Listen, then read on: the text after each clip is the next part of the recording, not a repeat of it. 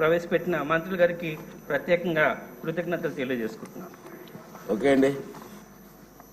ఇప్పుడు మార్నింగ్ చెప్పా మీకు శాసనసభాపతిగా రఘురామరాజు గారు ఎన్నికైన సంగతి మీ అందరికీ తెలుసు.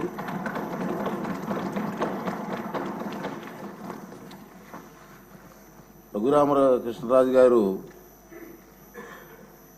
సభాపతిగా ఏకగ్రీవంగా ఎన్నికైనందుకు నాకు అందరికీ కూడా సంతోషమే. నాకు మరీ సంతోషం ఎందుకంటే అతనికి మాకు చాలా సంవత్సరాలుగా కలిసి ఉన్నాం, ఫ్రెండ్లీగా, ఇప్పుడు కూడా నవ్విస్తూ ఉండే వ్యక్తి. అటువంటి వ్యక్తి ఇక్కడ డిప్యూటీ స్పీకర్గా రావడం మనందరికీ ఉల్లాసంగా ఉంటుంది. ఇంకా అతను సీట్లో ఉంటే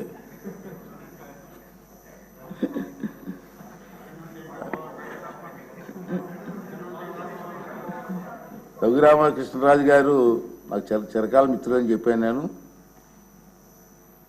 రాజుగారు 14th May 1962 నాడు సంవత్సరంలో విజయవాడలోనే జన్మించారు. ఇక్కడే వీరు సూనారాయణ రాజు గారు అన్నపూర్ణ దంపతులకు జన్మించారు. వీరు మా విశాఖపట్నం ఆంధ్ర యూనివర్సిటీలో చదువుకున్నారు.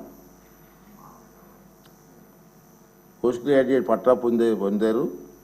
అలాగే ప్రముఖ పారిశ్రామికవేత్త, మీ అందరికీ తెలిసిన విషయం, కొత్త ఏం కాదు. వేల మందికి ఉద్యోగ అవకాశాలు కూడా పారిశ్రామికవేత్తగా కల్పించిన వ్యక్తి. తర్వాత వీరి తాతగారు అయినటువంటి జిఎస్ రాజు గారు ఆంధ్రప్రదేశ్ శాసన మండలికి డిప్యూటీ చైర్మన్గా పనిచేశారు. తొలి ఫస్ట్ డిప్యూటీ చైర్మన్గా తాతగారు పనిచేశారు. అంటే కొత్తగా రాజకీయాలు అవి కాదు, ఫస్ట్ నుంచి కూడా. వీరు చాలా ప్రదేశాల్లో, అంటే మేము ఎక్కువ కాలం నుంచి కలిసి ఉంటున్నాం కాబట్టి తెలుసు నాకు, ఈ ప్రాంతం ఆ ప్రాంతంలో లేదు, ఎక్కడ హెల్త్ క్యాంప్స్ కానివ్వండి, బ్లడ్ డొనేషన్ క్యాంప్స్ కానివ్వండి, ఐ క్యాంప్స్ కానివ్వండి, వారి చేతుల మీదకి ఎన్నో కార్యక్రమాలు చేశారు. ఎవరైనా కార్యక్రమాలు చేస్తున్నప్పుడు కూడా వారికి సంబంధం లేకపోయినా అతను ఇన్వాల్వ్ అయ్యి ఆ కార్యక్రమాలు విజయవంతం చేయడం కోసం కూడా ప్రయత్నించే సందర్భాలు నాకు తెలుసు. నేను ఎందుకు చెప్తానంటే అటువంటి స్వభావం కలిగిన వ్యక్తులని. తర్వాత రాజకీయాలు కూడా కొత్త ఏం కాదు. 2019 సంవత్సరంలో నరసాపురం లోక్సభ నియోజకవర్గం నుంచి మొదటిసారిగా లోక్సభ సభ్యులుగా ఎన్నికయ్యారు. ఆ విషయం కూడా మీ అందరికి తెలిసిందే. అతన్ని ప్రత్యేకంగా పరిచయం చేయవలసిన లేదు. గత 5 సంవత్సరాలు టీవీలో చూస్తూ ఉన్నాం కదా మనం. ప్రత్యేకంగా పరిచయం చేయవలసిన వ్యక్తి ఏం కాదు. ఈ రాష్ట్రంలో మారుమూల గ్రామాల గురించి అడిగినా రాజుగారి నుంచి చెప్పే పరిస్థితి ఉంది. అది ఏ ప్రోగ్రాం అండి? రచ్చబండ గారు. రచ్చబండలో కార్యక్రమం ద్వారా బాగా ఫేమస్ అయిపోయారు అతను. తర్వాత వీరు పలు లోక్సభ స్టాండింగ్ కమిటీల్లో సభ్యులుగా ఉన్నారు. 20-24 సంవత్సరంలో వీరు ముందు శాసనసభ నియోజకవర్గం నుంచి సభ్యునిగా ఎన్నికయ్యారు. చంద్రబాబు నాయుడు గారి ఆశీస్సులతో మొన్న ఎన్నికలకు గెలవడం జరిగింది. మరి ఇదే విధంగా చెప్పాను, రచ్చబండ మరియు ఇతర కార్యక్రమాల ద్వారా సామాన్య ప్రజలకు కూడా బాగా పరిచయమైన వ్యక్తి. అటువంటి వ్యక్తి ఇక్కడ డిప్యూటీ స్పీకర్గా పనిచేయడం మనందరికీ కూడా ఆనందదాయకం.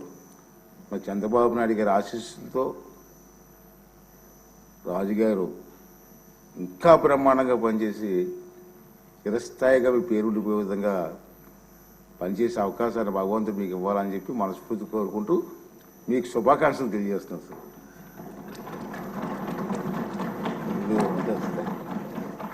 సార్. బాబు గారు, కళ్యాణ్ గారు, మనోహర్ గారు,